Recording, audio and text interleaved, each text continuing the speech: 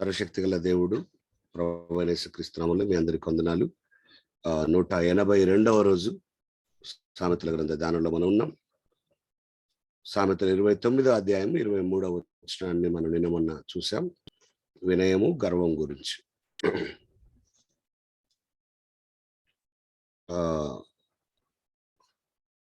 నేను అయిపోయిన తర్వాత ఒక ఆలోచన, ఎంతమంది ఒప్పుకుంటారు మాకు తెలియకుండా మా లోపల ఏదో ఒక రకమైన గర్వం ఉంది అని? అది ఆత్మీయమైందో శారీరకమైందో ఇంకా ఏదో ఒకటి మాకు లోపల తెలియకుండానే మా లోపల ప్రైడ్ అనేది ఉన్నది.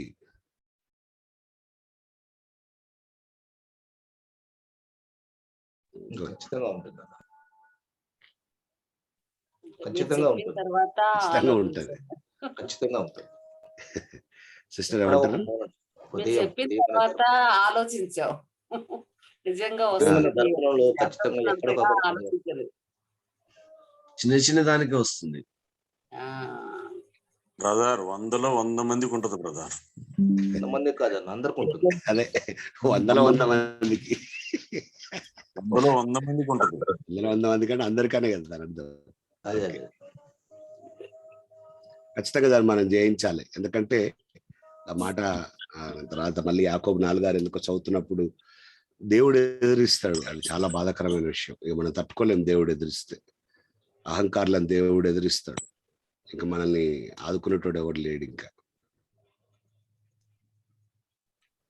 ఇవన్నీ మన వ్యక్తిగతమైన పరిశీలన, వ్యక్తిగతమైన ఆలోచన ఖచ్చితంగా సరి చేసుకోవాల్సిన విషయాలే. కాబట్టి మీరు ఖచ్చితంగా సరి చేసుకుంటారని నమ్ముతున్నాను.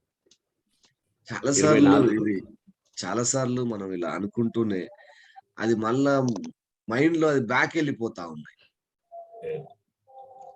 అందుకే అది కూడా పెద్ద సమస్య లాగా అనిపిస్తా ఉంది నాకైతే. అందుకే మీరు గమనిస్తున్నారు, సామెతల గ్రంథంలో కొన్ని విషయాలు మనం ఎక్కువగా ధ్యానం చేస్తున్నాం.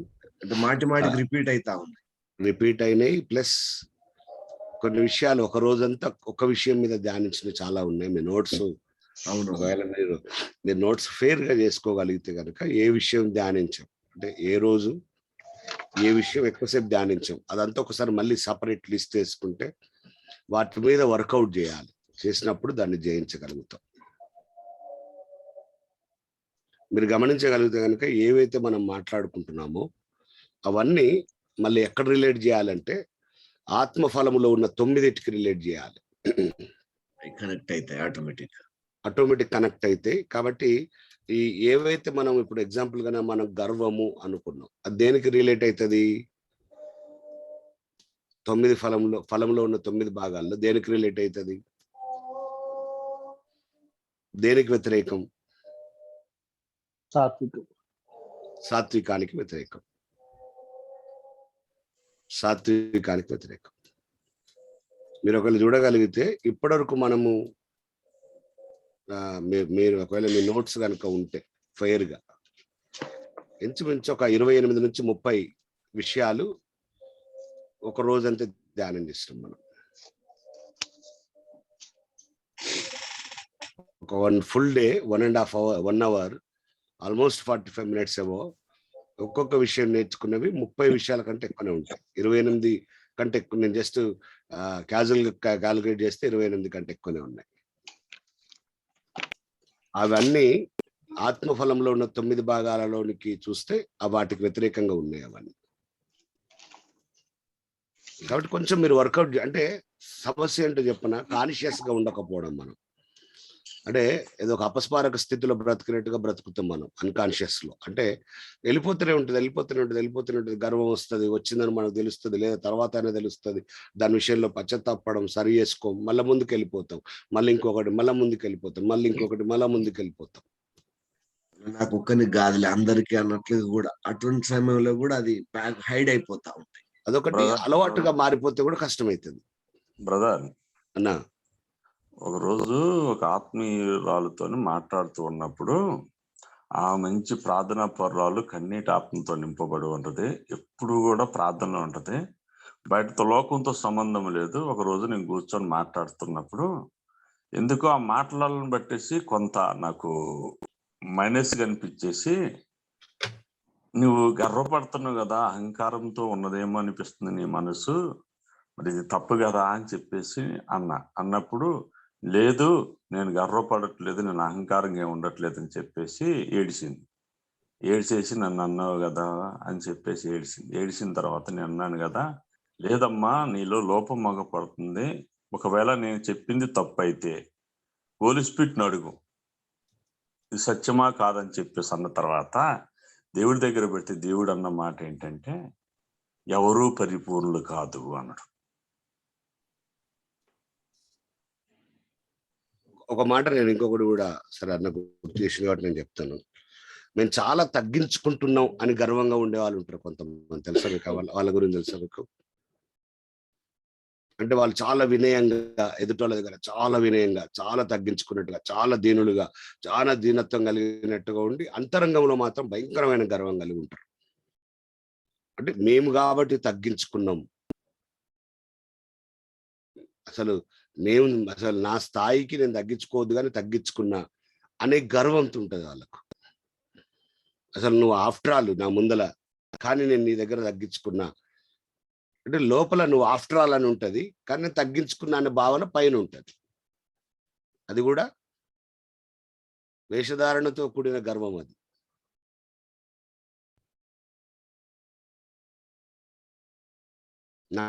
నటనతో కూడిన గర్వం. నేను చాలా మందిని చూస్తాం కదా, నేను రెగ్యులర్ గా బయట తిరుగుతూ ఉంటాయి కాబట్టి కొంతమంది ఆ విధమైన గర్వం కూడా చూశాను నేను.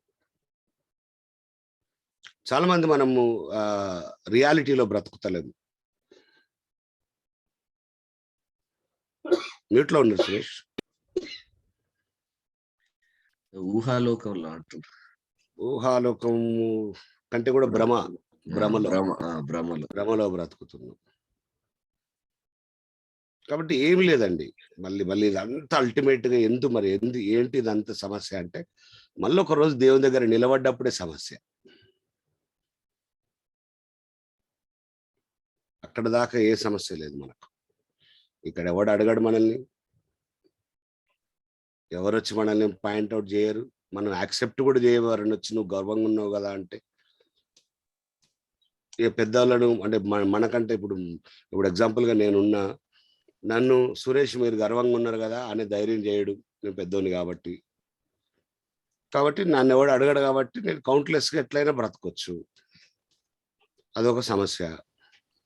అబ్రామ్ అన్న ఇప్పుడు సెన్స్ లో కాన్షియస్ అన్కాన్షియస్ అని రెండు ఉంటాయి కదా. లైక్ కాన్షియస్ తో చేసే వాటికి that way to countable for the God, అది తప్పుని లెక్క చెప్పాల్సి ఉంటుంది. సో కొన్ని అన్కాన్షియస్ చేయాల్సి ఉంటుంది. ఎట్లా అంటే ఎగ్జాంపుల్ చేద్దాం, అది మనం చేస్తాం కానీ కథపయ్యాక రియలైజ్ అవుతాము. కొంచెం దూరం వెళ్ళిన తర్వాత ఓకే సమ్ పాయింట్ ఆఫ్ టైంలో I did this on unconscious stage, ఆ టైప్ లో ఉంటుంది. సో దీనికి కూడా మనం దేవుని దగ్గర లెక్క చెప్పాల్సి ఉంటుందా? అట్లీస్ట్ దాన్ని నీకు రియలైజ్ అయినాకనైనా నువ్వు ఒప్పుకొని ఇంకొకసారి నెక్స్ట్ టైం దాన్ని చేయకుండా ఉన్నప్పుడు అది దేవుడు క్షమిస్తాడు. ఓకే, నీకు రియలైజ్ చేసేదే మనం హోలీ స్పిరిట్ గా మనం మాట్లాడుకుంటున్నాం, ఒప్పింపజేసేది. ఓకే. కాబట్టి రిపీటెడ్ గా, ఇప్పుడు ఎగ్జాంపుల్ గా నీ దగ్గర నేను గర్వంగా ప్రవర్తించిన, నువ్వు వెళ్ళిపోయినావు, నాకు 2 రోజుల తర్వాత 3 రోజుల తర్వాత ఎందుకో నాకు రియలైజ్ అయిన నేను నెక్స్ట్ టైం నీ దగ్గర నేను ఎట్లా ఉండాలనే దాన్ని మనం మారు మనసుగా మాట్లాడుకోవచ్చు. నేను రియలైజ్ అయినప్పుడు ఎమ్మటే నేను దేవుణ్ణి క్షమాపణ అడగడం, ఒకవేళ నిన్ను అడగలేకపోవచ్చు, నేను నీ దగ్గర గర్వంగా ఉన్నాను నీకు చెప్పకపోవచ్చు, కానీ నెక్స్ట్ టైం నా బిహేవియర్ లో మళ్ళీ నీ దగ్గర నేను సరి చేసుకునే నా క్రియలు చూపించడం చాలా ప్రాముఖ్యం.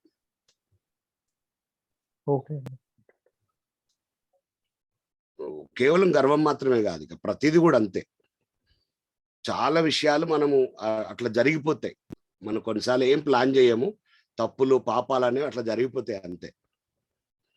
తొందరపడి మాట్లాడడం, లేదా ఒకరిని తక్కువ చేసి మాట్లాడడం, ఒక బూత్ మాట్లాడడం, ఉద్రేకంగా ఏదన్నా ఒకటి అనుకోకుండా జరుగుతాయి పాపం, ఎవరైనా ప్లాన్ చేయము. చాలాసార్లు అన్కాన్షియస్ మైండ్ లోనే అవుతాయి, సబ్ కాన్షియస్ కంటే కూడా. కానీ అట్లీస్ట్ నువ్వు తర్వాత రియలైజ్ అయిన విషయం చాలా ఇంపార్టెంట్. తర్వాత నుండి మళ్ళీ మన క్రియలు మారినాయా లేవా అనేది మళ్ళీ ఇంకొక ఇంపార్టెంట్. ఇది మ్యాటర్స్ అన్నట్టు. అందుకే మనం ఓకేనా, అందుకే మనం రోజు నేర్చుకోవాల్సిన విషయాలు ఇవన్నీ, రోజు మార్చుకోవాల్సిన విషయాలు. అది ఎట్లుంటదంటే ఎలకతోలు తెచ్చి ఎంత ఉతికిన నలుపు నలుపే కానీ అన్నట్టే ఉంటది. అది సరి చేసుకోవాల్సినవే.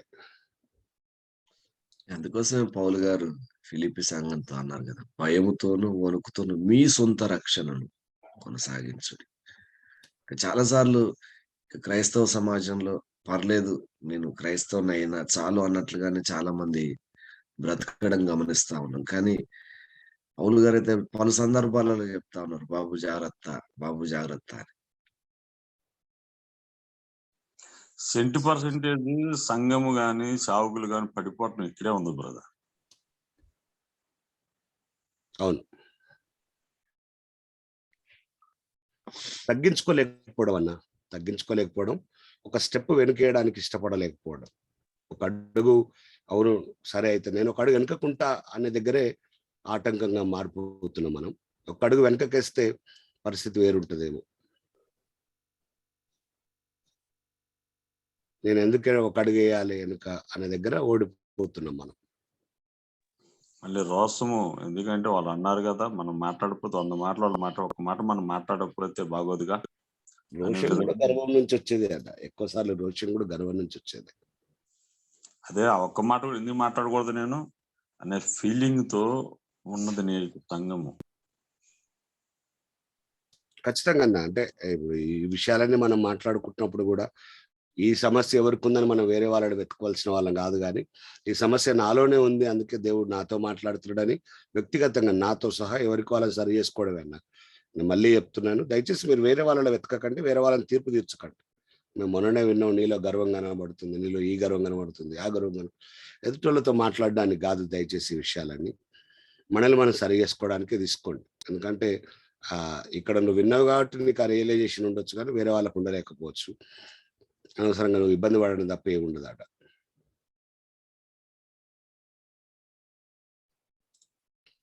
సరే, వాట్ ఎవర్ ఇట్ మేబీ, ఏదేమైనప్పటికీ కూడా ఎక్కడ కూడా మనం గర్వాన్ని ప్రదర్శించాల్సిన వాళ్ళం కాదు. కొన్నిసార్లు సంబంధాల మధ్యలో కూడా గర్వాన్ని ప్రదర్శిస్తాం. అంటే బంధుత్వం లేదా ఫ్రెండ్స్ లేదా ఇలాంటి సహవాసాల మధ్యలో కూడా కొద్దిగా నేను ఎక్కువ నువ్వు తక్కువ అనే ఆ కోణంలో కూడా ఇంకా ఉన్నదానికంటే ఎక్కువగా హెచ్చించుకోవడం ద్వారా కూడా గర్వాన్ని ప్రదర్శిస్తాం మనం. తప్పది. అంటే ఏదో కొత్తగా నా దగ్గర ఉన్నది నేను చూపించాలన్న ఉద్దేశం, నేను గొప్ప అనే దృక్పథాన్ని ప్రదర్శించాలనే ఉద్దేశం. సొంతోళ్ళ మధ్యలో కూడా నువ్వు గర్వాన్ని ప్రదర్శించాల్సిన అవసరం లేదు. కొన్నిసార్లు సొంత వాళ్ళ దగ్గర మేమేం తక్కువ లేమని చెప్పాలని చేసే ప్రయత్నాలు, అక్కడ కూడా మనం హెచ్చించుకోవడానికి చేసే ప్రయత్నాలు ఉంటాయి. ఉన్నదానికంటే ఎక్కువ చూపించడానికి ప్రయత్నం చేయడం గర్వమే, అతిశయం అంటారు దాన్ని. అదొక రకమైన గర్వం. గర్వంలో సిచ్యువేషన్స్ బట్టి 2-3 పదాలు ఉన్నాయి, మీకు తెలుసో లేదో. గర్వం, అతిశయం, అహంకారం. మన భాషల్లో పొగరు, ఇవన్నీ గర్వానికి పర్యాయ పదాల్లాగా ఉంటాయి. సిచ్యువేషన్ బట్టి వాడతాం మనం దాన్ని. అన్ని కూడా గర్వానికి పిల్లలే లేదా అన్నదమ్ములే. సామెతలు 29-24 వచ్చిన చూద్దాం. మీకు నాకు తెలిసి చాలా క్లియర్గానే మనం మాట్లాడుకునే విషయంలో మనం మారుదాం. సామెతలు 29-24 చాలా అద్భుతమైన మాట. ప్రతి మాట 29 అధ్యాయంలో మీరు గమనించడం లేదో, ఎవ్రీ వర్డ్, ప్రతి వాక్యం కూడా చాలా లోతుగా ఉన్న విషయాలే. దొంగతో పాలు కూడువాడు తనకు తానే పగవాడు, అట్టివాడు ఒట్టు పెట్టినను సంగతి చెప్పడు. దొంగతో పాలు కూడువాడు తనకు తానే పగవాడు. మీకు ఏమైనా అర్థమవుతుందా ఈ వచనం? మీరు కొంచెం అర్థం చేసుకోవడానికి ప్రయత్నం చేసి మాట్లాడండి నాతోటి. ఎందుకంటే ఇంచుమించు మనం ఇన్ని రోజులుగా చాలా వాక్యాలు వ్యాఖ్యానం చేస్తున్నాం కదా, మీరు ఈ వచనాన్ని ఏమైనా వ్యాఖ్యానం చేయగలరా?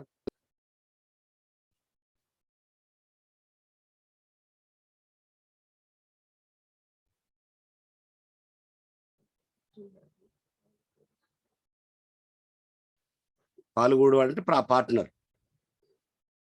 పొత్తు చేసేవాడు. దొంగతో పొత్తు చేసేవాడు తనకు తానే పగవాడు. అక్కడికి ఒక మాట. ఎట్లా అంటారు మీరు దాన్ని? దొంగతో పొత్తు కూడితే పగవాడు ఎందుకు అవుతాడు? తనకు తానే పగవాడు ఎందుకు అవుతాడు? అట్టివాడు ఒట్టు పెట్టినడు సంగతి చెప్పడు.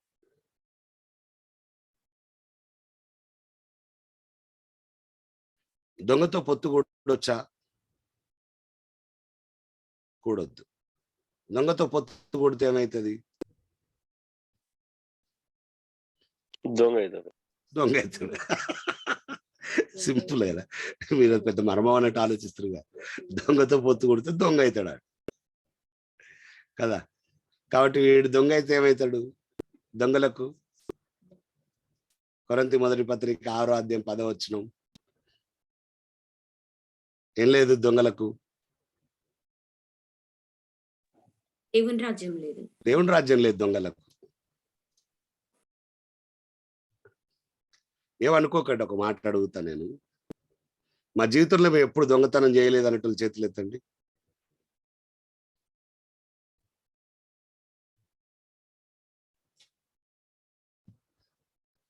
వస్తువు రేటు నాకు సంబంధం లేదు. రూపాయి దొంగతనం చేసినవా, 10 పైసలు దొంగతనం చేసినవా? ఎందుకంటే మన దృష్టిలో దొంగతనం అంటే మాక్సిమం లెవెల్ ఉండాలనుకుంటాం కదా. లేదు లేదు, అది చిన్నదా పెద్దదా నాకు సంబంధం లేదు. మనది కానీ ఒక పెన్సిల్ తీసుకపోయినా దొంగతనమే.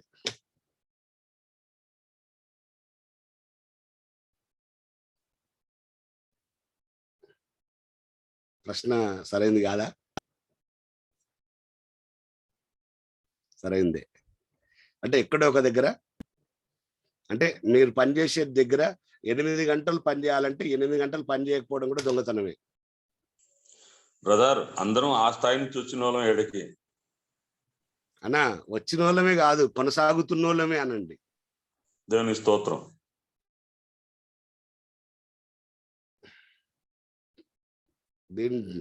ఈ విషయంలో ఇంకా సంపూర్ణ మారు మనసు రాలే.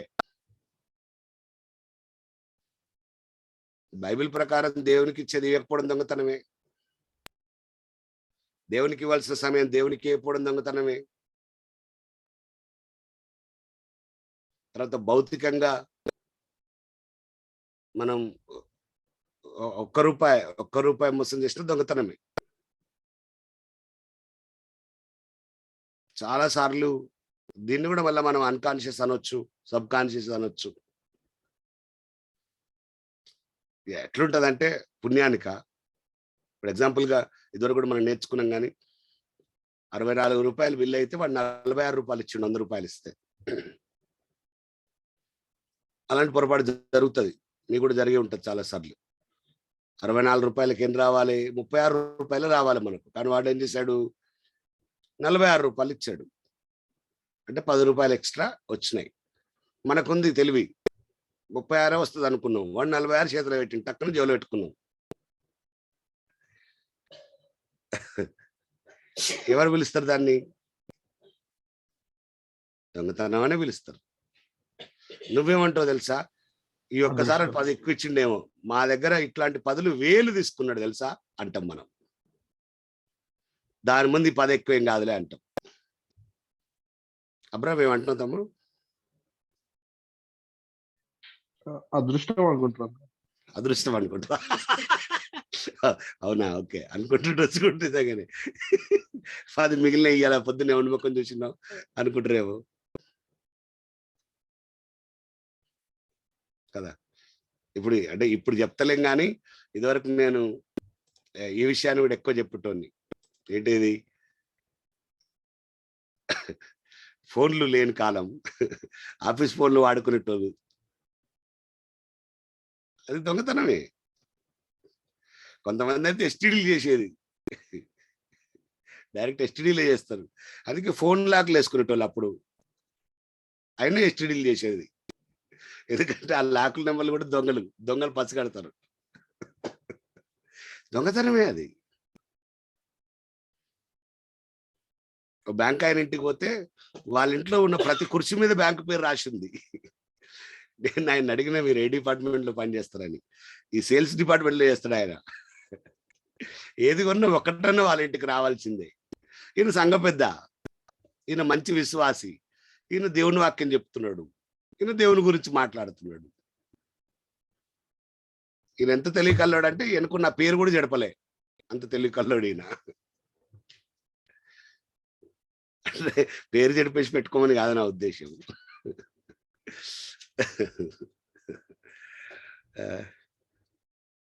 చాలా బాధాకరమైన విషయం. ఎందుకు ఈ మాటలు స్కిప్ అవుతున్నాయో. కొరింథీ మొదటి పత్రిక 6:10-11. దొంగలైనను, లోబులైనను, త్రాగుబోతులైనను, దూషకులైనను, దోచుకుని వారైనను దేవుని రాజ్యమునకు వారసులు కానేరరు. ఎంత ఎంత పవర్ఫుల్ వర్డ్ అది, ఎంత పవర్ఫుల్ వర్డ్ అది.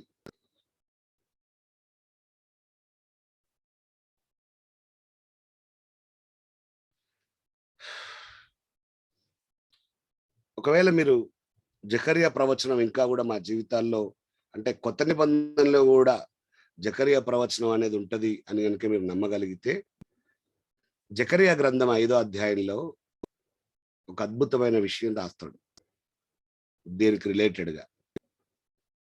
మీరు తీసి పట్టుకోండి. జకరియా గ్రంథం 5వ అధ్యాయం మీ బైబిల్లో. జకరియా గ్రంథం 5వ అధ్యాయంలో, నేను మరలా తేరి చూడగా ఎగిరిపో పుస్తకం ఒకటి నాకు కనబడెను. నీకేం కనబడుచున్నదని అతడు నన్ను అడగగా, నేను 20 మూరల నిడివియు 10 మూరల వెడల్పును గల ఎగిరిపో పుస్తకం ఒకటి నాకు కనబడుచున్నది అంటేనే. అందుకు అతడు నాతో ఎట్లా అన్నాడు, ఇది భూమి అంతటి మీదకి బయలువెళ్ళు శాపమే. ఆ పుస్తకం శాపం అంటండి. దానికి ఒక ప్రక్కన వ్రాసిన దాన్ని బట్టి దొంగిలు వారందరూ కొట్టివేయబడుదురు. దొంగిలించే వారందరూ కొట్టివేయబడతారు. రెండవ ప్రక్క రాస్తున్న దాన్ని బట్టి అప్రమాణికులందరూ కొట్టివేయబడదురు. శాపం అంట. అందులో 2 శాపాలు, అంటే రెండు కార్యాలకు శాపం ఎక్కువ పనిచేస్తుందని రాస్తాడు. ఒకటి దొంగతనం, మరొకటి అప్రమాణికమైన జీవితం, ప్రామాణికత లేని జీవితం. శాపం అది. పుస్తకమే రాసిండండి దానికి.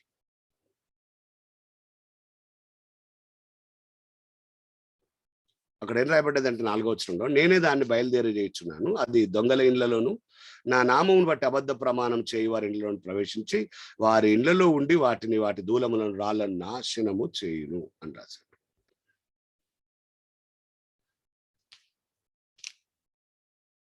కాబట్టి దొంగతనం, అబద్ధం అనేది ఎంత భయంకరమో, లేదా దొంగతనం అప్రమాణికం అనేది ఎంత భయంకరమో, ఇంకెంతకంటే పెద్ద వాక్యం ఏమి మనం చూపించాల్సిన అవసరం లేదేమో అనిపిస్తుంది నాకు.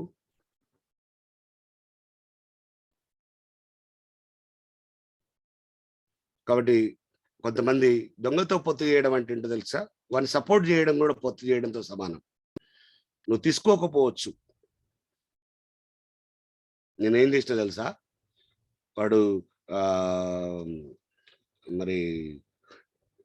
వాడు జోకేటప్పుడు కరెక్ట్ గా జోకుతున్నాడని చిన్నగా వాడు అటు చూసినప్పుడు 2 టమాటాలు నా బ్యాగులు వేసుకున్నా అన్నప్పుడు మంచి పని చేసినవి, అట్నే చేయాలి అని అన్నావు అనుకో, నువ్వు పొత్తు చేసినట్టే దొంగతో.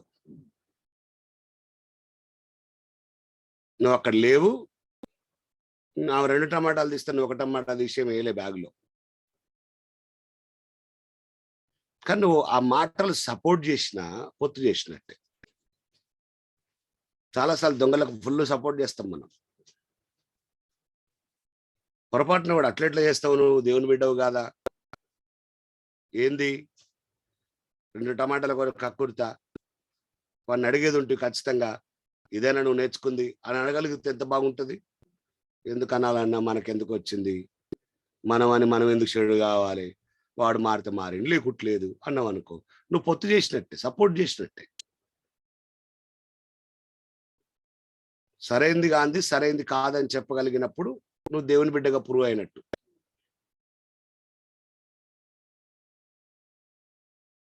కొంచెం రియాలిటీలో బ్రతకడానికి ప్రయత్నం చేయండి. ఈ విషయాల్లో పొత్తు చేయొద్దు, దొంగతనం చేయొద్దు, దొంగలతో పొత్తు చేయొద్దు. బైబిల్ చాలా స్పష్టంగా చెప్తున్నమాట. లేకుంటే చాలా కష్టం. అందుకే గ్రంథకర్త చాలా చక్కగా రాశాడు, దొంగతో పాలు కూడువాడు తనకు తానే పగవాడు అన్నాడు. ఎందుకంటే వాడు అనవసరంగా పాలు కూడడం వల్ల, వాడు ఒరిజినల్ గా వీడు కాదు దొంగ, వాడు దొంగతో పాలు కూడడం వల్ల వీడు కూడా దొంగ అయ్యాడు. కాబట్టి ఏమైపోయాడు, ఆఖరికి తనకు తానే పగవాడిగా మారిపోయాడు. అదంతా ఈజీగా సరయ్యేది కాదు, ఇక అంత ఈజీగా సెట్ అయ్యేది కాదు ఇక. కాబట్టి దేవుడు నన్ను ఒప్పుకోడు. అట్టి వాడంటే ఒట్టు పెట్టినా కూడా సంగతి చెప్పడట. అది ఏదైనా కానీ అసలు దేవుడి బిడ్డలు ఒట్టే పెట్టొద్దు, కొత్త నిబంధనలో ఒట్టు పెట్టొద్దు అని మనం క్లియర్గా చదువుకున్నాం. సరే అయితేంది, కానీ మీకు ఒట్లు పెట్టే అలవాటు ఉందా?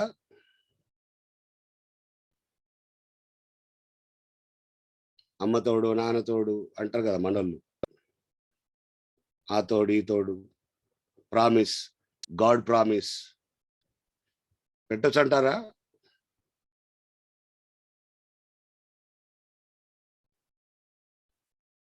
ఈ మధ్యలో యవనస్తులకు ఏదో ఊతపదం అయిందండి, ఏదో అంటారు, పేరు మర్చిపో, ఏదో అంటారు ఐస్వేర్ అంట. నేను షాక్ అయిన విని.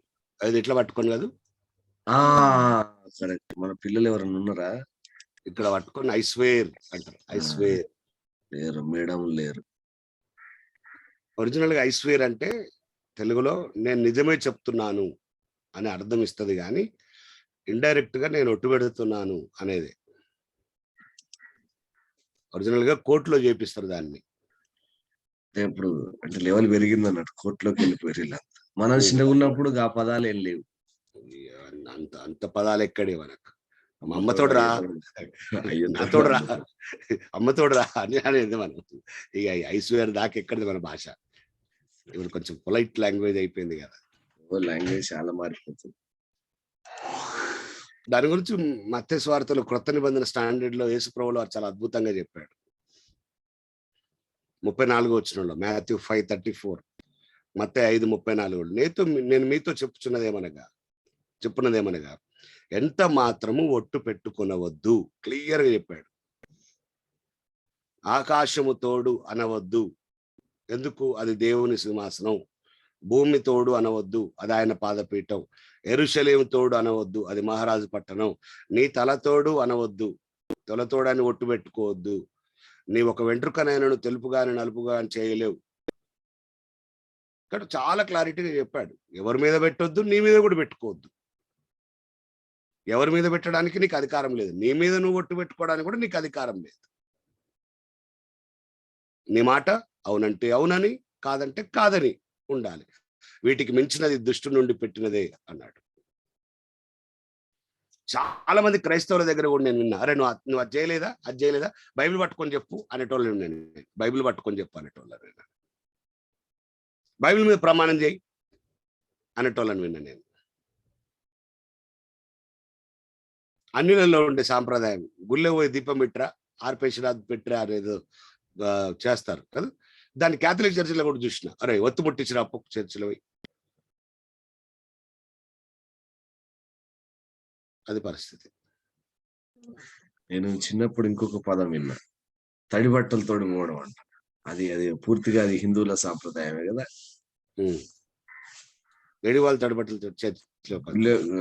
చర్చిలోకి ఏదో అంటారండి, రావట్లేదు.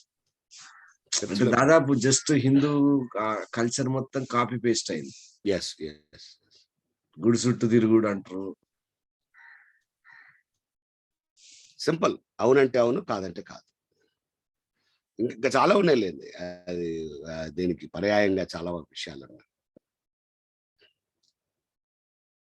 కాబట్టి అంటే సందర్భం కాబట్టి మనం మాట్లాడుతున్నాం. ఒట్టు అనేది బైబిల్ ఒప్పుకోదు, అసలు అది అవసరం లేదు. అవును అవును, కాదు కాదు. ఎదుటోడు నిన్ను నమ్మని నమ్మకపోని, ఎదుటోడు ఏమంటారు, ఎదుటోడికి నీ మీద ఉన్న నమ్మకాన్ని బట్టి కూడా అది ఆధారపడుతుంది. ఒకవేళ లేదు వాడు వాడు నమ్మట్లేదు, ఇట్స్ ఓకే. నేనేమి నేనేమంటానంటే, నీ మీద నమ్మకం లేనోని నువ్వేం చేసినా నమ్మించలేవు.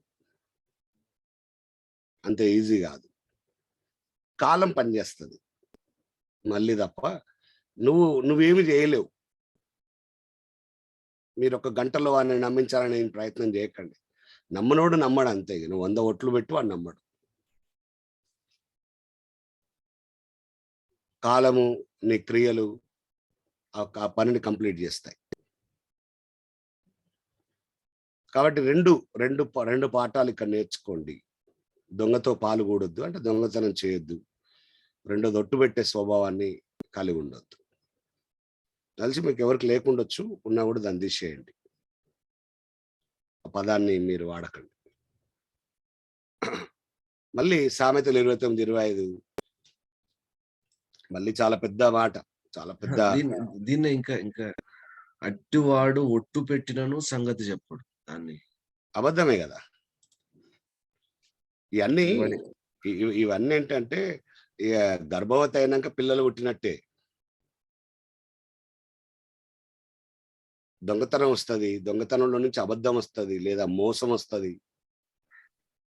ఇప్పుడు వాడు ఎంత పగోడంటే దొరికినా కూడా ఒట్టు పెట్టినా కూడా సంగతి చెప్పాడు. అరే నీ మీద ఒట్టు పెడుతున్నా, ఇప్పుడు అట్లా అంటారు కదా, నువ్వు చెప్పకుంటే మీ అమ్మ మీద ఒట్టే అంటాడు అనుకో. ఎగ్జాంపుల్గా చిన్నప్పుడు అనేటోళ్ళు కదా, అనగానే మా అమ్మ మీద ఒట్టు పెట్టక్కడ నేను చెప్తా అంటారు కదా. అంటే అటువంటి కండిషన్ వచ్చినా వీడు చెప్పడు ఇక. అంటే అబద్ధం పుడుతుంది వాని లోపల. దొంగతనం చేశాడు, దాని వెనకాల మోసం వస్తుంది, దాని వెనకాల అబద్ధం వస్తుంది. ఇవన్నీ ఒక దాంట్లో నుంచి పుట్టే పిల్లలు ఇవన్నీ. కాబట్టి వాడు ఒట్టు పెడతాడు, ఒట్టు పెట్టినా కూడా అరే నువ్వు చేసినావా చేయలేదా, నేను చేయలేదు, అమ్మ తోడు నా తోడు అంటాడు.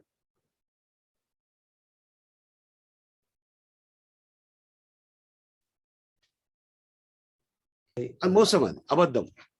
అంటే నిజం ఎక్స్పెక్ట్ చేయడం కరెక్ట్, ఇంపాసిబుల్ అది దొంగతనం చేసిన వాళ్ళ దగ్గర. అవును అవును. ఒట్టు అంటే అసలు కరెక్ట్ పదం మీనింగ్ అది, దాని పర్యాయ పదాలు ఏమొస్తాయో. ఎందుకంటే కొంతమంది ఒట్టు పెట్టడానికి భయపడతారు. ప్రమాణం చేయడం సింపుల్ గా. అంటే ఒట్టు పెట్టడానికి ఎందుకు భయపడతారంటే వాళ్ళు పెట్టనంటారు, వాళ్ళు దాన్ని నమ్ముతారు. రెండు కారణాలు ఒట్టు పెట్టకపోవడం. ఇప్పుడు వాక్యం బాగా తెలిస్తే బైబిల్లో ఒట్టు పెట్టొద్దని ఉంది కాబట్టి మేము పెట్టమండి, మీరు నమ్మితే నమ్మండి లేకుంటే లేదా అని విశ్వాసంగా చెప్తే సూపర్, ఇట్స్ ఓకే. ఇక అట్లా చెప్పి కూడా అబద్ధం ఆడితే దేవుడికి స్తోత్రం, దేవుడు చూసుకుంటాడు దాన్ని. ఒట్టు ఎందుకు పెట్టరు, ఎందుకు భయపడతారు పెట్టడానికి? అంటే వాక్యం పెట్టుకోవద్దని చెప్పింది కాబట్టి. ఒకవేళ క్రైస్తవులు అయితే క్రిస్టియన్ ఫీల్డ్ వదిలేసేస్తే పక్కన పెడితే బయట వాళ్ళు ఎందుకు పెట్టుకోరంటే వాళ్ళు ఏం నమ్ముతారంటే ఖచ్చితంగా ఒకవేళ ఇప్పుడు ఎగ్జాంపుల్ గా నేను ఒట్టు పెట్టినా కానీ నేను తప్పు చేసినా చేయలేదని ఒట్టు పెట్టినా అనుకో, తప్పకుండా నాకు ఏదో ఒకటి అవుతుంది అని భయం ఉంటుంది వాళ్ళ లోపల. అంటే వాళ్ళ పురాణాల్లో అట్లా జరిగినవి ఉన్నాయి. అబద్ధ పొట్లు పెట్టినప్పుడు వాళ్ళు అంటే వాళ్ళు కొలిసే దేవుళ్ళు కావచ్చు, వాళ్ళకు ఇబ్బంది అయింది. వినాయకుని విషయంలో కూడా అదే జరుగుతుంది. దాన్ని వాళ్ళు నమ్ముతారు, కథలుగా వాళ్ళు విన్నారు కాబట్టి అది వాళ్ళు నమ్ముతారు. అందుకే అబద్ధం ఒట్టు పెడితే అట్లా అవుతుంది అని భయంతో పెట్టరు అన్నట్టు. దాన్ని పట్టుకునే పెద్దలు కూడా ఇప్పుడు ఈ పెద్దల పంచాయతీలలో కూడా హిందువులలో అరే ఇదే ఇప్పుడు మనం ఇందాక మాట్లాడుకున్నట్టు తడిబట్టలతో గుళ్ళకు పోయిరా, దీపం ఆర్పేసిరా, దీపం పెట్టిరా, సంథింగ్ చెప్తారు. అంటే రీజన్ ఏంటి అని అంటే అదంతా పవర్ఫుల్ అని వాళ్ళు నమ్ముతున్నారు. నేనేమంటా అంటే ఒట్టు పవర్ఫుల్ కాదు, మాట పవర్ఫుల్.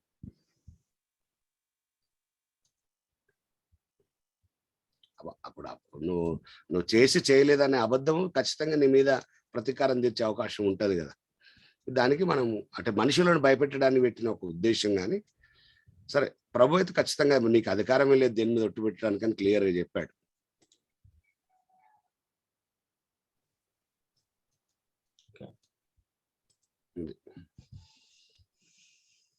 కాబట్టి దాన్ని జయించాలి. అంటే కొన్నిసార్లు అంటే మన భాష తీరు మార్చుకోవాలి, మన ఆలోచన విధానం మార్చుకోవాలి. క్రీస్తునందు ఉన్నవాడు నూతన సృష్టి అనడానికి మన ఆలోచన విధానం కూడా మారడం. అంటే కొన్నిసార్లు ఊత పదంగా మనం చిన్నప్పటి నుంచి ఆ పదం వాడి ఉంటే ఒట్టురా అనేది తొందరగా ఆటోమేటిక్ వస్తుంది. లేదా నిజం చెప్పాలనుకున్నప్పుడు ప్రామిస్ అని మనం కూడా అనొచ్చు. ఒకవేళ ఖచ్చితంగా మనం దాన్ని జయించాలి. ఊత పదంగా రావద్దు అవి. God promise, mother promise, English ఒట్లు ఇవన్నీ ఓవర్కమ్ చేయాలి. బ్రదర్, ఒక్కోసారి బాబు ఏదన్నా తప్పు చేసాడు అనుకో, నువ్వు అట్లా చేస్తున్నావు అంటే మమ్మీ ఒట్టు మమ్మీ అంటాడు. లేదు నువ్వు అబద్ధం చెబుతున్నానా అనగానే అడిగితే ఏసైనా అడుగు చెబుతుడు నీకు నిజం సత్యం అబద్ధం అని చెప్పి. అంటే అది కూడా కౌన్సిలింగ్ చేయాలని అట్లా అవుతున్నానా. నువ్వు చేసినావో చేయలేదో నువ్వు గట్టిగా స్టాండ్ అయ్యి మాట్లాడు అంతే. నువ్వు చేసావో చేయలేదో మీరు నమ్మనప్పుడు అడగటం చేసేది అడగండి, మరి నేను చేసే తప్పు అయితే అని చెప్పి తప్పు చేస్తాను. ఎక్సలెంట్ అట్లా చెప్పమనండి అంతే. అదే అంటున్నాడు. వాళ్ళ ఫ్రెండ్స్ని బట్టి వీటన్నిటిని బట్టి కూడా కొన్నిసార్లు మాట్లాడతారు అట్లా. అంటే వాళ్ళ చుట్టూ ఉన్న అన్యులు వాళ్ళందరూ కూడా ఈ ప్రామిస్లు ఒట్లు ఈజీగా మాట్లాడతారు. అంటే అది మన ఇంట్లో సంఘటనలు బట్టి, బయట సంఘటనలు కాదు మళ్ళీ. అంటే అలవాటు బయట నుంచి వస్తుంది అన్న పిల్లలకు.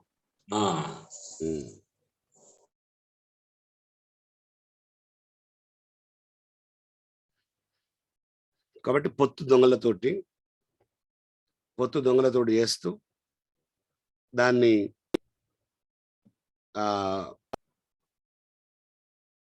దాచిపెడుతూ దానితో పొత్తు చేయడం వల్ల వానికి వాడే పగవాడైతూ అబద్ధాలాడుతూ మోసం చేస్తూ ఎక్కడైనా దొరికినప్పుడు ఒట్టు పెట్టి కొంతమంది భర్తలు కూడా తమ భార్యల దగ్గర పెడతారు అనుకుంటా. ప్రామిస్ నేను తాగలేదు అంటారు కదా, తాగి. అలాంటి కొంతమంది భర్తలు లేకపోలేదు. ఇదే అదునుగా కొంతమంది ఏమండి నా మీద ప్రామిస్ చేసిపోండి అలా సాయంత్రం తాగిరానని అని కొంతమంది భార్యలు పాపం అమాయక చక్రవర్తులు వాళ్ళు అట్లా చెప్పించుకొని పంపిస్తే ఆయన బయటికి పోయి ఒట్టు తీసి గట్టు మీద పెట్టి చేసి వస్తాడు ఈయన. అలాంటి భర్తలు కూడా లేకపోలేదు. కొంతమంది మీరు ఆ తప్పు చేయలేదని ప్రామిస్ చేసి చెప్పండి అంటారు. క్రైస్తవుల్లో చూశాను నేను. అన్న ప్రామిస్ చేసి కూడా తప్పు చేసిండన్న అంటే పెళ్లిలో చేసిన ప్రామిసే పోయింది తల్లి, తర్వాత చేసిన ప్రామిస్ లెక్క ఎక్కడిదిగా. అసలే తప్పే. ఏమంటారు మీరు? చర్చిలో లేదా దేవుని సన్నిధిలో దైవజనుల సమక్షంలో చేసిన ఒట్టు. ఒక ఆయన అంటాడు, ఏందయ్యా నువ్వు నీ ప్రమాణాలు మర్చిపోయినావా అంటే ఆయన ఏమన్నాడంటే గుండెవాలిగా మాట అన్నాడు, అన్న నేనేడ ప్రమాణం చేసిన అన్న, ఒక ఆయన మైక్ తీసుకొని చెప్పమంటే ఆయన చెప్పమన్నది నేను చెప్పినా కానీ నేనెక్కడ ప్రమాణం చేసిన అన్నాడు ఆయన. పెళ్ళిళ్ళు చేయాలంటే భయం అవుతుంది ఇప్పుడు. విచిత్రం అనిపించింది. నేను చెప్పలేదన్నా, ఆ పాస్టర్ చెప్పమన్నాడు, ఆయనతో పాటు నేను చెప్పిన, నేను సొంతంగా చెప్పిన అన్న. అంటే మీరు పెళ్లి ప్రమాణాలు అంటారు అన్నాడు ఆయన. అంత విశ్వాసం ఉంది వాటి మీద.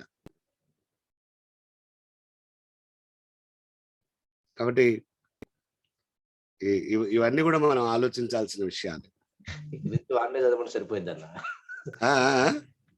ఆయనగా రాసిచ్చి వాడినే చదవమని సరిపోయింది. అదే అట్లా చేయాలి ఇక. ఉన్నది చదువురా బాబు, లేకుంటే ఒక రోజు ముందు కొంచెం బైహార్డ్ చేసి నోటికన్నా చెప్పమనాలేమో ఇక. చెప్తారు అన్న, అటు కూడా చెప్తారు. పెళ్లి కదా ఇక విషయాల్లో చెప్పేస్తారు. అందుకే పెళ్లి కాకముందే ఈ విషయాలు కొంచెం కౌన్సిలింగ్ ఇచ్చి పెళ్లి ఏం జరుగుతుంది, పెళ్లి తర్వాత ఏం జరుగుతుంది అని కొంచెం అవగాహన పెంచాల్సిన అవసరం ఉంది. ఈ విషయాల్లో చాలా మందికి ప్రమాణాల విలువ తెలియదు. ఒరిజినల్ గా ప్రమాణం అనే పదం కూడా కరెక్ట్ కాదులే, కానీ మాట ఇవ్వడం, ఒకరికొకరు మాటిచ్చి వెళ్ళడం, దాని విలువ, దానికి ఎందుకు కట్టుబడి ఉండాలి అనే కౌన్సిలింగ్స్ లేవు. ఎస్పెషల్ గా యవనస్తులు చాలా సులభంగా కుటుంబాలు కలిసి ఉండకుండా ఉండడానికి ఈజీగా వాళ్ళు తెంపేసుకుంటున్నారు. రీజన్ ఏంటంటే ఆ పెళ్లిలో జరిగే తంతటిని వాళ్ళకు ఎక్స్ప్లెయిన్ చేయలేకపోవడం. తర్వాత వయసు రాగానే పెళ్లి చేయొద్దు, అది మనం చేసే పెద్ద పొరపాటు. వయసు వస్తే పెళ్లి చేస్తే రోడ్ల మీద తిరిగే గాడిదలకు గుర్రాలకు కూడా వయసు వస్తుంది. వయసు వచ్చిందని పెళ్లి చేసేది కాదు, అవగాహన పెరిగితే పెళ్లి చేయాలి. భార్య లేదా భర్త, ఒకవేళ స్త్రీ అయితే ప్రాముఖ్యంగా కుటుంబ విలువలు, బంధుత్వాలు, బాంధవ్యాలు, దానికి కట్టుబడి ఉండే జీవితాలు, ఇవన్నిటి పట్ల అమ్మాయికి అవగాహన పెరిగినాక పెళ్లి చేయాలి. అబ్బాయికి వస్తే నీ ఇంటికి వచ్చే ఒక కొత్త అమ్మాయి, అప్పటి వరకు అల్లారు ముద్దుగా పెరిగిన ఒక అమ్మాయి, ఆ అమ్మాయి నీ ఇంటికి వస్తే నువ్వు ఎలా ఉండాలి, తర్వాత నుండి నీ యాటిట్యూడ్ ఎట్లా మారాలి, మీ అమ్మ దగ్గర ప్రవర్తించినట్టు అమ్మాయి దగ్గర ప్రవర్తించవచ్చా, అసలు అమ్మ దగ్గర ప్రవర్తించే విధానం ఏంటి, నీ సొంత చెల్లి దగ్గర ప్రవర్తించే విధానం ఏంటి, నీ భార్య దగ్గర నువ్వు ప్రవర్తించవలసిన విధానం ఏంటి. ఒకవేళ ప్రియారిటీస్కి వస్తే, ప్రిఫరెన్స్కి వస్తే, వీళ్ళు ఎక్కువనా నీ భార్య ఎక్కువనా అనే సందర్భం వచ్చినప్పుడు నువ్వు ఎలా బిహేవ్ చేయాలి, దేవునిలో నువ్వెలాగుండాలి, ఈ విషయాలన్నీ బోధించకుండా, ఈ విషయాలన్నిటిలో జ్ఞానం రాకుండా వయసు పెరుగుతుంది కదా అని పెళ్లి చేస్తే చాలా ఇబ్బంది అండి. ఇప్పుడు చాలా మంది ఫేస్ చేస్తున్నారు.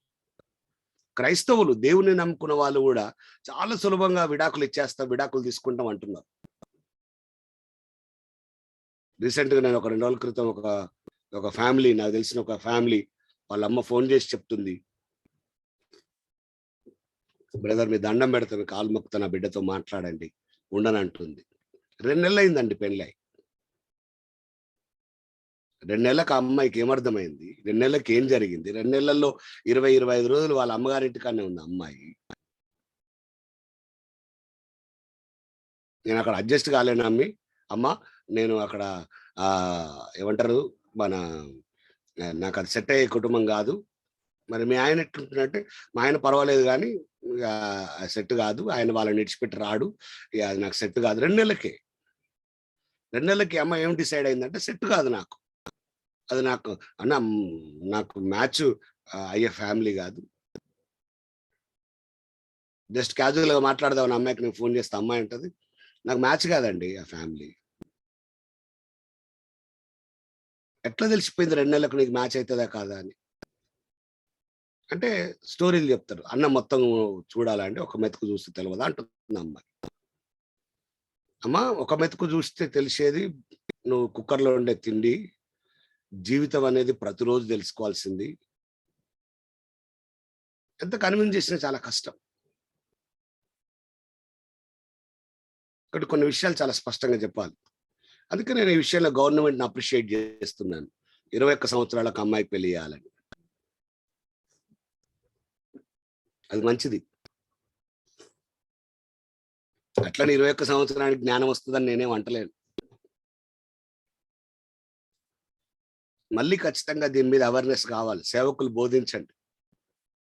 మీ సంఘంలో, మీ పరిచర్యల్లో ఎవరికైనా పెళ్లి అవుతుంది లేదా పెళ్లి సంబంధాలు చూస్తున్నారు అంటే దయచేసి మీరు కౌన్సిలింగ్ చేయండి. ఒక సేవకులుగా, ఒక ఆత్మీయ తండ్రిగా నాకు తెలిసి మీకు ఒక అవగాహన ఉంటుంది వాళ్ళ మీద, వాళ్ళ ఫ్యామిలీ మీద. మీరు కౌన్సిలింగ్ చేయండి. మేము చాలా మందికి చేసాం. మాక్సిమం నేను సురేష్ మాట్లాడకుండా మేము పెళ్లి చేయలేదు. మేము కూర్చోబెట్టి మాట్లాడాం, కౌన్సిలింగ్ చేశాం, తర్వాత పెళ్లిళ్ళు చేశాం. ఎట్లుంటుందో చూపించాం ముందే, జీవితం ఎట్లుంటుందో. క్యాజువల్గా యవనస్తులతో మాట్లాడుతూ ఉంటాం. కొంతమంది యవనస్తులకు చూస్తున్నప్పుడు ఎప్పటికీ భయమే మాకైతే, వీళ్ళు పెళ్ళైన తర్వాత సెట్ అవుతారా సెట్ కారా అని. ఇవేవి నేర్పియకుండా ప్రమాణాలు చేయించి లేదా మాట ఇచ్చి పుచ్చుకోవడాలు పెళ్లిలో చేసి తర్వాత నిలవకపోతే ఎవరు లెక్క చెప్పాలా మ్యారేజ్కి? ఎవరు జవాబుదారిగా నిలబడాలి ఆ వివాహ విషయంలో?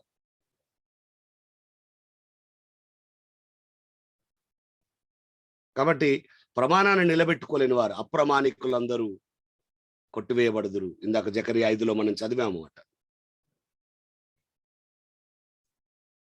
ఇవన్నీ కొంచెం డిస్కషన్ చేయాల్సిన విషయాలు, ఇవన్నీ డిస్కషన్ విషయాలు ఇవన్నీ.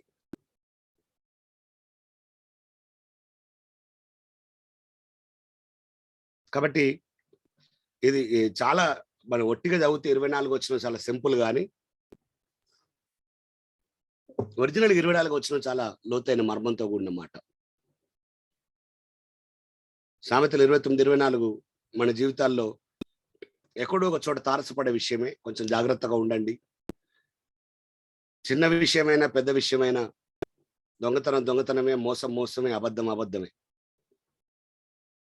దాని రేటును బట్టి, దాని వాల్యూని బట్టి అదేం మారదు. కాబట్టి చిన్న విషయంలో కూడా క్రమంగాని ప్రతిదీ అక్రమమే. కాబట్టి దేవుడు ప్రతి చిన్నదాన్ని చూస్తాడు. మీరు నమ్ముతారా మాట? నేను ఎప్పుడు ఒక మాట చెప్తా ఉంటాను, దేవుడు ఆవగింజంత విశ్వాసం చూడగలిగినప్పుడు ఆవగింజంత పాపం చూడలేడా? ఆవగింజంత ఉన్న దేన్నైనా దేవుడు చూస్తాడు. ఆయనకు మరుగై ఉన్నది ఏది లేదు.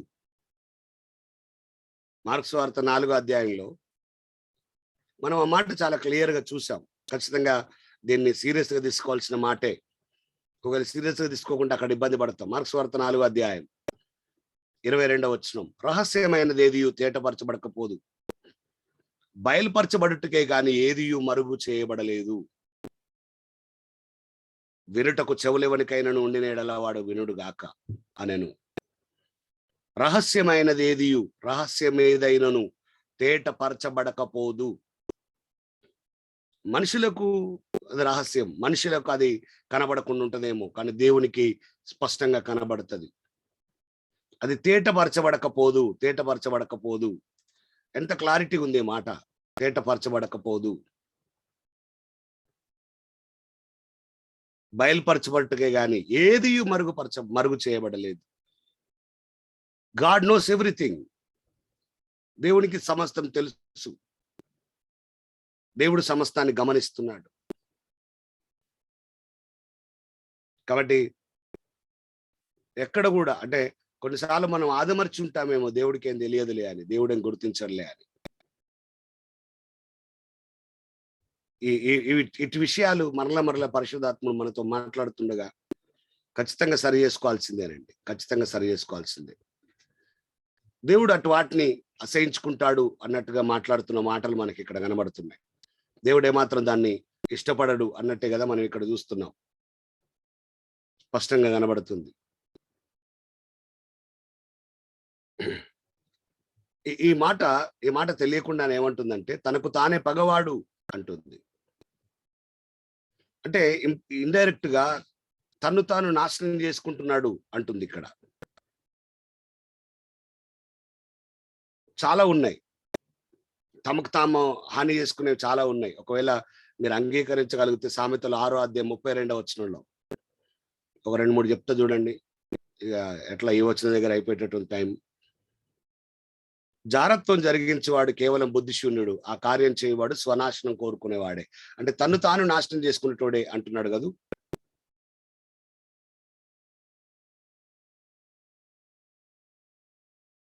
స్వనాశనాన్ని చేసుకునేవాడు. ఇక్కడ దొంగతో పాలు కూడేవాడు, అక్కడ జారత్వం చేసేవాడు. సామెతల 6:32 ప్రకారం, సామెతలు 8:36 ప్రకారం, సామెతలు 8:36 ప్రకారం నన్ను కనుగొనని వాడు తనకు తానే హాని చేసుకుంటాడు. దేవుణ్ణి కనుగొనని వాడు, దేవుణ్ణి కనుగొనాలన్న స్వభావము లేని వాని గురించి రాసిన మాటలు ఇవి.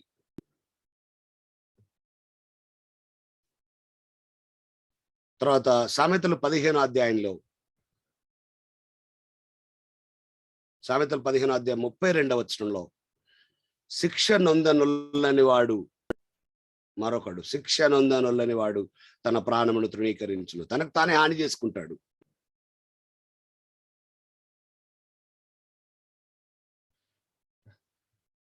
సామెతలు 20వ అధ్యాయంలో ఇంకొక వ్యక్తి గురించి రాయబడి ఉంటది.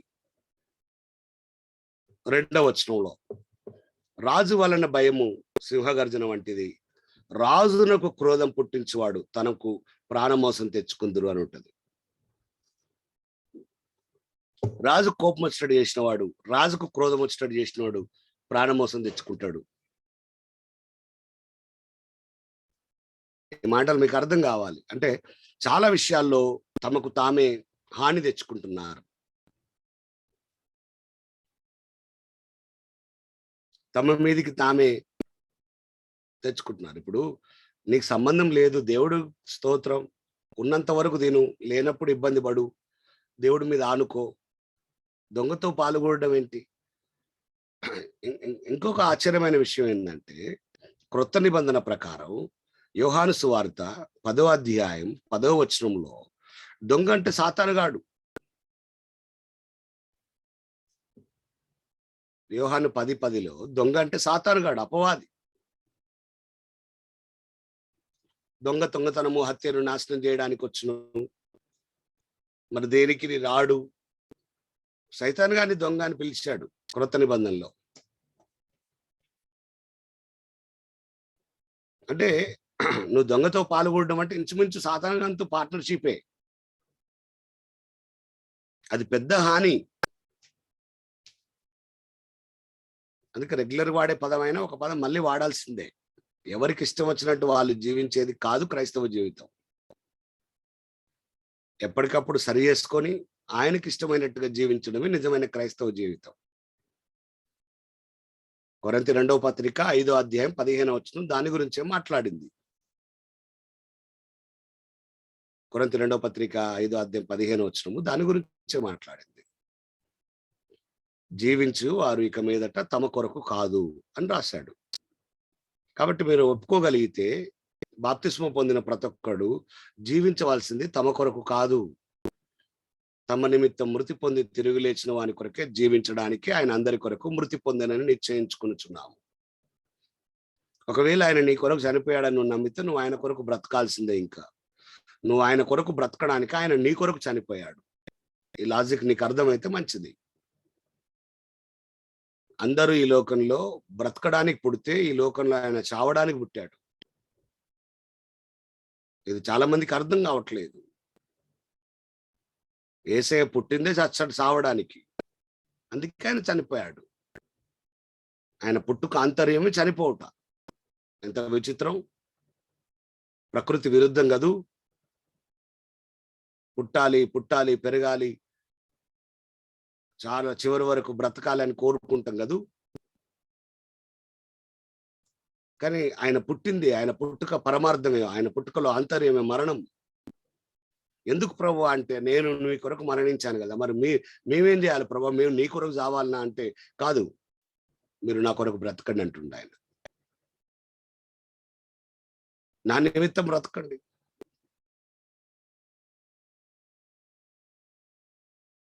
ఆ పని మనం చేయలేకపోతున్నాం. అందుకే చాలా మంది పండితులు కూడా చెప్తారు, యేసయ్య కొరకు చచ్చిపోవడం చాలా ఈజీ అండి, యేసయ్య కొరకు బ్రతకడమే చాలా కష్టం. ఎవడైనా ఒకడు వచ్చి ఒక గన్ను నీ తల మీద పెట్టి లేదా గుండె మీద పెట్టి యేసయ్య అంటే నేను చంపేస్తా అంటే ఒక 5 నిమిషాలు ఓపిక పట్టుకొని సంపద సావురా అని యేసయ్య అంటే వాడు టక్కున ట్రిగ్గర్ నొక్కితే చచ్చిపోతే 1 నిమిషంలో అయిపోతుంది జీవితం. దానికంటే యేసయ్య కొరకు బ్రతకడం చాలా కష్టం. మనం రెండో దాని కొరకు బ్రతుకుతున్నాం. కాబట్టి మన నిమిత్తం మనము బ్రతకట్లేదు, మనం క్రీస్తు నిమిత్తం బ్రతుకుతున్నాం అనే ధ్యాస ఉంటే చాలా విషయాల్లో మనం సరి చేసుకుంటాం.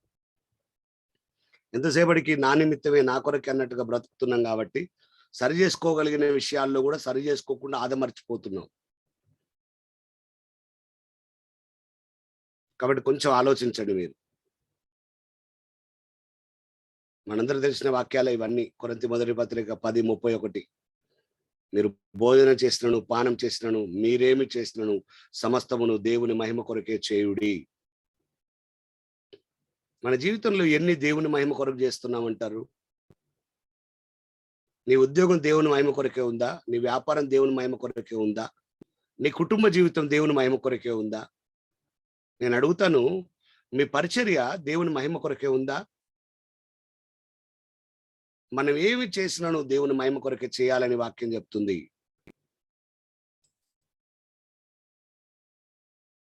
మీరు ఆలోచించండి, ఈ విషయాలు కొంచెం సీరియస్గా ఆలోచించండి దయచేసి. దేవుని మహిమ కొరకు బ్రతుకుదాం. కాబట్టి చక్కటి వచనం ఇది. దొంగతో పాల్గొనడం ఎంత మాత్రం మంచిది కాదు. తనకు తానే పగవాడైపోతాడు. ఒట్టు పెట్టుకునేవాడు సంగతి చెప్పాడు. నిజం వాడి నుండి ఎక్స్పెక్ట్ చేయలేం. వాని లోపలికి అబద్ధం ప్రవేశిస్తుంది, వాని లోపలికి మోసం ప్రవేశిస్తుంది, వాని లోపలికి దేవునికి మహిమ రాని జీవితం అంటే వ్యతిరేకమైన జీవితం ప్రవేశిస్తుంది. ఇదేది కూడా ఆశీర్వాదం కాదు. అందుకే ప్రాణం పోయిన తప్పు చేయని జీవితాన్ని మీరు అవలంబించండి, ప్రాక్టీస్ చేయండి, అభ్యాసం చేయండి. ప్రాణం తీసుకో కానీ అబద్ధం ఆడను, ప్రాణం తీసుకో కానీ మోసం చేయను, ప్రాణం తీసుకో కానీ దొంగతనం చేయను అని చెప్పగలగాలి మీరు.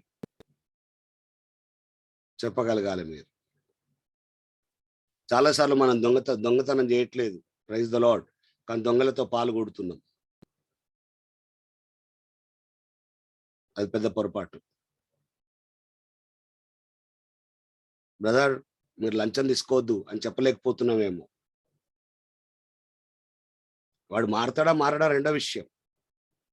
అది నీ నోటీసులోకి వచ్చినప్పుడు నువ్వు మాట్లాడగలిగితే మంచిది.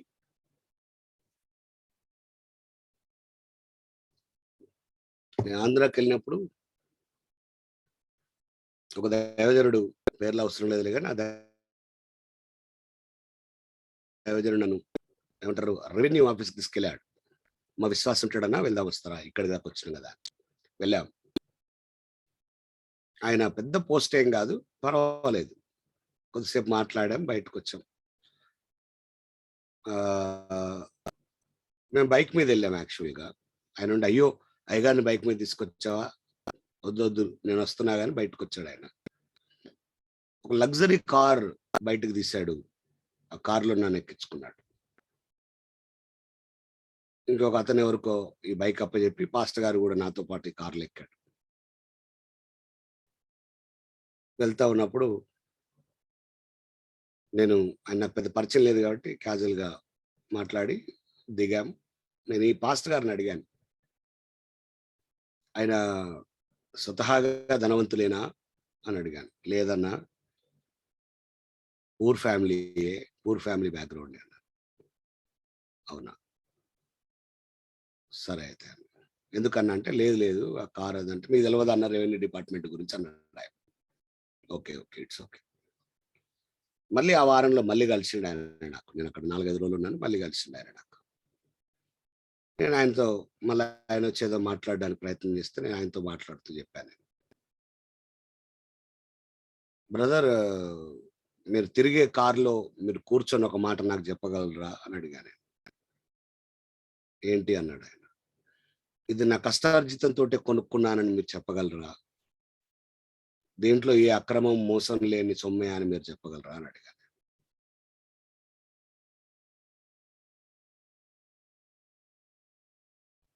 ఆన్సర్ మీకు తెలిసి ఏం చెప్తాడు ఆయన. కాదు బ్రదర్, అది లేదు బ్రదర్, నేను అడుగుతున్నాను జస్ట్ క్యాజువల్ క్వశ్చన్, మీరు ఆన్సర్ ఇవ్వచ్చు ఇవ్వకపోవచ్చు, దేవుని బిడ్డలం కదా, క్యాజువల్ క్వశ్చన్.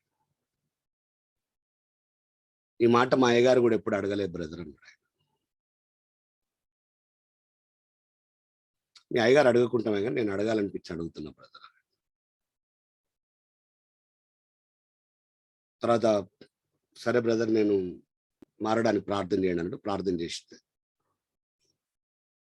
ఒక కవర్ తీసి చేతిలో పెట్టబోయాడు ఆయన. నీ కష్టార్జితం తీసుకుంటా బ్రదర్ తర్వాత అని చెప్పి ఆయనకి ఇచ్చేసి వచ్చాను. బలంగా ప్రేరేపించబడ్డా, నేను తీసుకోద్దా ఆ అమౌంట్ అని చెప్పేసి. అంటే సింపుల్గా నేను ఎందుకొరకు ఈ మాటలు చెప్తున్నా అంటే, నువ్వు చెప్పాల్సిన చెప్పండి కొంచెం, ఇది అక్రమము అని. సమస్య ఏంటంటే చెప్తే దూరం అవుతారు బ్రదర్, రాబడి పోతుంది బ్రదర్. ఎందుకంటే అట్లాంటి వాళ్ళే సంఘంలో చాలా ఎక్కువ ఇస్తారు, భయం ఉంటుంది వాళ్ళకు. వాళ్ళు ఏమనుకుంటారు అంటే ఇట్లనన్నా మా పాపాన్ని తీసేసుకుందామని సంఘాల్లో వాళ్ళు ఎక్కువ డబ్బులు ఇస్తూ ఉంటారు అన్నట్టు. వాళ్ళే చిన్నపాటి బ్యాంకులు సంఘానికి. ఇవన్నీ దేవుడు చూడడా? మినిమం హెచ్చరించకుండా ఉన్న దైవజనుని దేవుడిని ప్రశ్నించడా? ఎందుకు సంఘంలో లంచం తీసుకోవద్దు, మోసం చేయొద్దు, అబద్ధం ఆడొద్దు, అక్రమ సంపాదన వాక్యానుసారం కాదని సేవకుడు చెప్పలేకపోతున్నాడు? ఎక్కడ లాలుచి పడ్డారు వీళ్ళందరూ కలిసి? ఆ సొమ్ముకు ఆశపడి సేవకు వచ్చాము మనం? సొమ్ము కొరకు సేవకు వచ్చినామో మనం? ఆయన పిలిచిండ సేవకు, దేవుడు పిలిచిండ సేవకు. కొంచెం ప్రాక్టికల్గా ఆలోచించాలి ఇవన్నీ మనం. మీరు ఆలోచిస్తే మంచిది. శ్రీనివాసరావు గారు ప్రార్థన చేసి ఆశీర్వాదం ఏంటి? పరిశుద్ధమైన మా తండ్రి, ప్రేమ కలిగినటువంటి మా ప్రభువా, నీ ఘనమైన నామాన్ని బట్టి మీకు స్తోత్రాలు తెలియజేస్తాను. మీ ఆత్మ నడిపింపును ప్రభాతాన్ని మీ దాసునికి ఇచ్చి దేవా, మీరు మాతో ఈ ఉదయకాలంలో మాట్లాడిన ప్రతి విషయాన్ని బట్టి మీకు స్తోత్రం. దేవా, మా అనుదిన జీవితంలో తండ్రి మేము ఎవరమో మమ్మల్ని మేము గుర్తించుకుంటూ తండ్రి మీ యొక్క నడవడికలో మేము నడవడానికి మీరు మాకు సహాయం చేయండి ప్రభా. ఈ ఉదయకాలంలో స్పష్టంగా మీరు మాట్లాడిన విషయాలు, దొంగతో మేము పాలివారం కాకూడదన్న విషయాన్ని మీరు జ్ఞాపకం చేశారు. యోహాను సువార్త 10వ అధ్యాయము 10వ వచనం ప్రకారం దొంగ, అపవాదని, సాతానని మీరు చెప్తూ వచ్చారు. వాడు లేక వాడు అనుచరులతోటి ప్రభువా మేము కలవకూడదన్న విషయాన్ని స్పష్టంగా మీరు మాట్లాడుతూ వచ్చారు. దేవా, క్రైస్తవ జీవితం అనేది రాజీ పడే జీవితం కాదని ప్రభువా ఎన్నోసార్లు మీరు మాతో మాట్లాడుతూ వచ్చారు.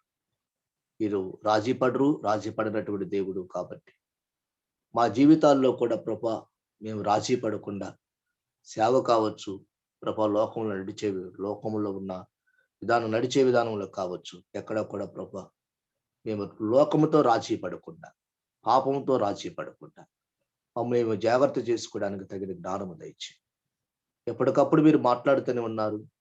దేనిని మేము సమర్థించుకోకుండా ప్రభా సత్యం వైపుకే మా దృష్టి వెళ్ళడానికి సహాయం చేయండి తండ్రి. మేము ఈ వైపు చూస్తే బ్రతుకుతాం, మేము లోకం వైపు చూస్తే నిత్యనాశనానికి వెళ్లాల్సిన పరిస్థితులు ఏర్పడతాయి. దయతోటి ప్రభువా తండ్రి, మనస్సాక్షిని చంపుకోకుండా మేము ప్రతి విషయంలో నీ ఎదుట మేము దేవానాయన యథార్థవంతులంగా ఉండడానికి, దేవా మీ యొక్క రాజ్యములు మేము ఉండడానికి సహాయం చేయమని ప్రార్థన చేస్తున్నాం. ఈరోజు అనేక విషయాలని మీరు మా కొరకు ముచ్చటిచ్చి ఉంచారు. దయతోటి ఇవన్నీ కూడా మరలా మేము నెవరవేసుకోవడానికి, మరలా మేము ధ్యానం చేసుకోవడానికి, ఏదేమైనప్పటికీ మా జీవితాలు, మా హృదయాలు ఎక్కడ కూడా మేము దేవా అపవాదికి చోటు ఇవ్వకుండా మమ్మల్ని మేము జాగ్రత్తగా కాపాడుకోవడానికి కావాల్సిన కృపను దయచేసి మీ నామానికి మాత్రమే మహిమ, ఘనత, ప్రభావం తీసుకొచ్చుకోము. మీ దాసుని ప్రభా ఇంకా మీరు బలపరిచి వాడుకోమని, మంచి ఆరోగ్యమును దయచేయండి. వేదిక మీద వారందరిని కూడా మీరు దీవించి దేవా మా అందరి జీవితాలతో మీరు మాట్లాడుతున్నారు. దయతోటి ప్రభా సరిచేసుకొని సరిదిద్దుకొని మేము మీకు ఇష్టంగా ఉండడానికి సహాయం చేయమని. నిన్నామన్న 2 రోజులు తండ్రి నాయన గర్వాన్ని గురించి మాట్లాడారు. మా హృదయాల్లో ఎక్కడొకొక్కడ గర్వం ఉంటుందని మేము అనుకుంటున్నాం, కానీ మీ మీద ఆధారపడితే ఆ గర్వం పోతుంది. దయతోటి నాయన మీ మీద ఆధారపడగలిగిన మనసు కూడా మీరు మాకు దయచేయమని దేవా మీ నామానికి మాత్రం మహిమ తీసుకొచ్చుకోండి. యేసు నామములో అడుగుచున్నాను మా తండ్రి, ఆమేన్. పరమ తండ్రి యొక్క ప్రేమ, యేసుక్రీస్తు యొక్క కృప, పరిశుద్ధాత్మని కన్యుని సహవాసం చేరువచ్చిన మనకు సకల పరిశుద్ధులు దేవుని కృప సమాధానముతో నడిపించును గాక. ఆమేన్.